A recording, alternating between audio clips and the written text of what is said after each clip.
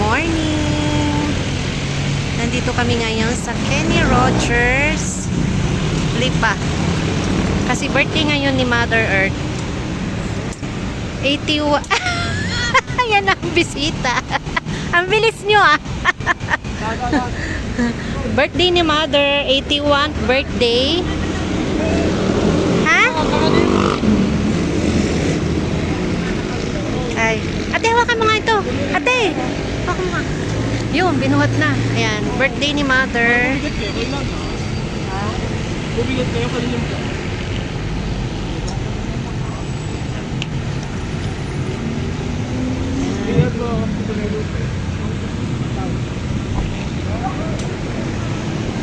Tabi ito mismo ng highway. Tapos doon banda sa kabila, yun ay Medics Hospital. At tabi rin siya ng Petron Gasoline Station. Aking magagandang ate? Ha? Hindi halatang senior. Huwag na titignan ka rin. Ba't nga hindi ka na nagkukulay? Oo, kasi ang angit ang maano. Hindi, at saka merong organic na pangkulay ate ah. Yun nga, ipinadala na ko ni Marich naman na shampoo. Ngayon, biniti na. Basta mo rin na lang anuhin mo ng kulay. Kasi kung ano yan, mga ano, makalubok sa ginagawa mo.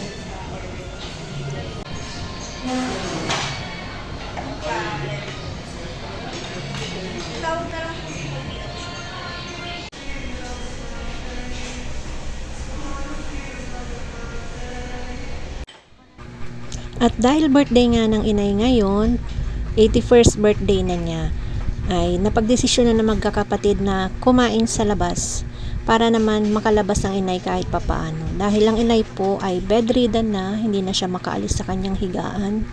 Ayan, inaabutan ko na lang siya ng pagkain, ibinabangon, inihihiga, itinatagilid. Ayan. Kaya sabi naman ng bunsong anak niya ay ilabas natin ang inay para makita naman niya ang labas. Kasi ang tagal na niyang hindi nakakalabas. Yan. At sa tingin ko naman ay nag-enjoy naman ang inay kahit papaano. At kasama niya ang kanyang mga anak.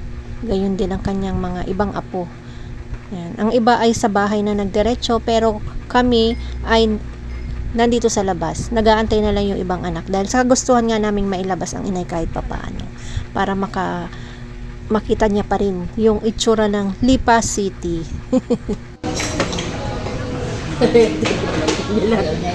Sige, kami. Pinagdal mo. Ha? Oo.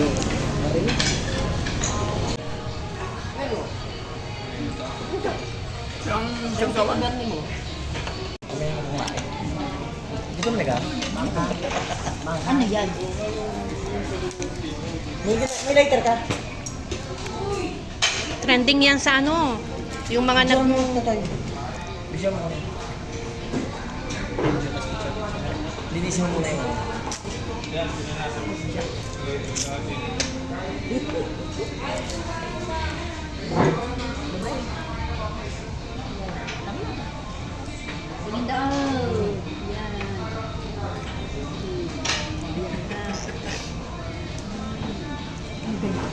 may petals pa yan ah. Natanong kita. Ito kaya di pa luluwag? Mas na lang ka. Ito ganda kong video ha. Matcha. Ang kasama sa video. Ganda yung video. Kami nakain na. May tubig. Yes. Sayang. Tsaka pero Tuloy. hindi para mas ano, mas lalong kung ano. Konti lang ano.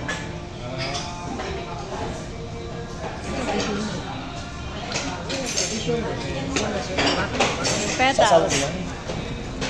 Rose petals ito ate. Unang picture ang kagat. Bigyan sa ano. Kumain sa mga yung tayo.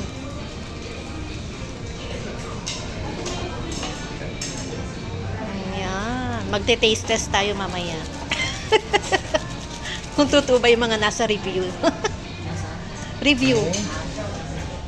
Hindi yung sisulanin nito. At di na may pagkakas na tayo. Ano yung pinapura yun? Saan ba yun? Bakit? Ah? Ano? Tingnan mo ang ganda ng cake mo.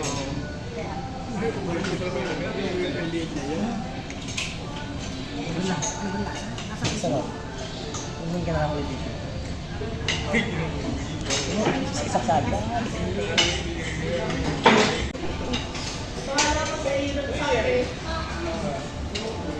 Kumakain mo yung birthday.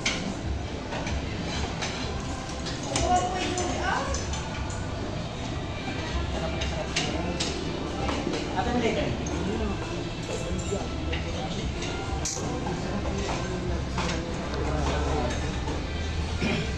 Ako, gutom na gutom ang may birthday. Hindi ka magsama sa puro. Naubos na yung macaroni. Oo, sa macaroni. Tapos yung Ano yan? Ay, yung... parang cheese. Ah, cheese siya? May cheese naman. Mm, Birthday ma? Birthday?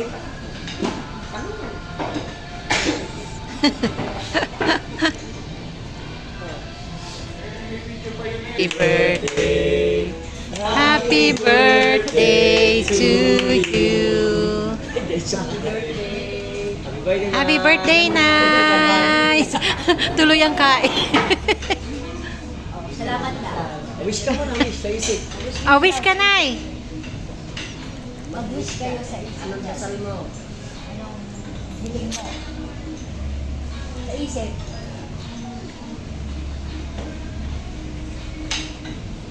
Ano, madami? Madaming wish? Ha? Tapos na. Abot din ang kamay mo. Abot yung kamay mo.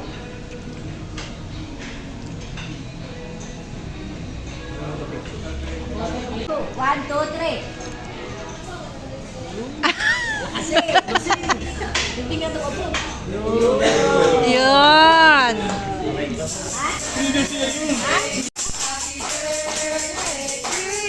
Happy birthday, happy birthday, happy birthday to you. Happy birthday to you. Happy birthday to you. Happy birthday, happy birthday, happy birthday to you. Happy birthday po. Thank you.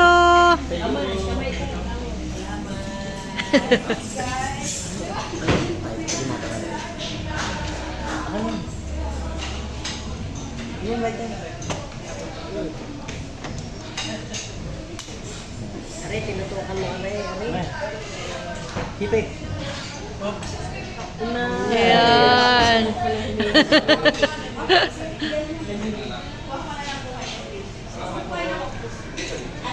Bawa mo. Bawa ba kung may ang halang naman ka ba nakain?